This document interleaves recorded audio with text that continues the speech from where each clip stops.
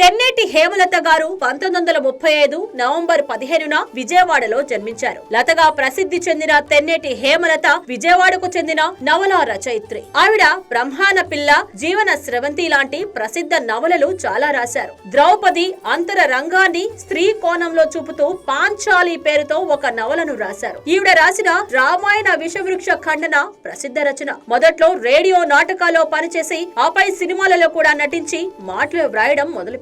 ఈమె మంగళంపల్లి బాలమురళీకృష్ణ సంగీతం కూర్చిన కొన్ని రాగాలకు సాహిత్య రచన కూడా చేశారు. లత గారు తన నవల గాలి పడగలు నీటి బుడగలులో వేశ్యల దుర్భర బ్రతుకు చిత్రించారు. ఆవిడ ఆంధ్రప్రదేశ్ సాహిత్య అకాడమీలో 20 సంవత్సరాల పాటు పనిచేసింది. 1997లో 65వ ఏట ఆమె కన్నుమూశారు. నవంబర్ 15 వారి జయంతి సందర్భంగా అక్షర నివాళులు సమర్పిస్తోంది మీ YK టీవీ నెట్వర్క్.